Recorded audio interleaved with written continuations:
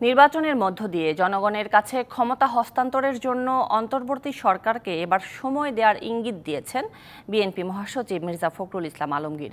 দুপুরে কুমিল্লার লালমাই উপজেলায় বন্যার্তদের মাঝে ত্রাণ বিতরণের আগে এই ইঙ্গিত দেন তিনি। এদিকে পুনর্বাসন না হওয়া পর্যন্ত বন্যায় ক্ষতিগ্রস্তদের পাশে বিএনপি থাকবে বলে মন্তব্য করেছেন ভাইস চেয়ারম্যান আব্দুল আওয়াল মিন্টু। কুমিল্লার লালমাই উপজেলায় বন্যার্তদের মাঝে ত্রাণ বিতরণ করেন বিএনপি মহাসচিব। এ সময় দলের নাম ভাঙিয়ে কেউ চাঁদাবাজি করলে তাকে পুলিশে দেওয়ার নির্দেশ দেন মির্জা ফখরুল।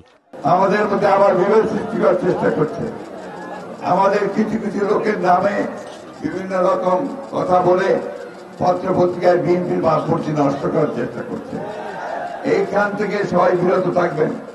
যদি কাউকে দেখেন যে চাঁদাবাজি করছে বা দখলদারি করছে, তাকে ধরে সাথে সাথে পুলিশে দেবেন। এতদিন দ্রুত নির্বাচন দেওয়ার কথা বললেও এবার অন্তর্বর্তী সরকারকে সময় দেওয়ার ইঙ্গিত দিলেন বিএনপি মহাসচিব। আমরা বলেছি যে আলোচনা করে বসে সকলে যা চায় মানুষ সেইভাবে একটা নির্বাচনের ব্যবস্থা করতে হবে, কিন্তু দ্রুত তার সঙ্গে জনগণের যে দাবি। দুর্দান্ত সব উপাদানে তৈরি ঝাঁঝালো স্বাদের প্রাণ ঝালমুড়ি। এই ঝাঁঝ সেই ঝাঁঝ। জনগণের প্রতিনিধির হাতে ক্ষমতা তুলে দিতে হবে, জনগণের সরকারের হাতে ক্ষমতা দিতে হবে।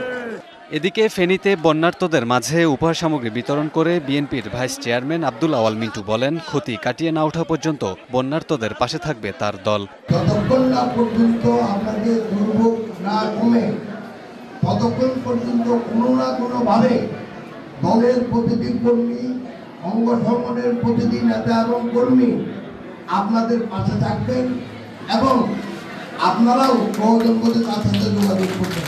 জনগণের যে কোনো প্রয়োজনে নেতাকর্মীদের পাশে থাকার নির্দেশ দেন বিএনপি নেতারা। Kamrul Hasan, DBC news, Dhaka.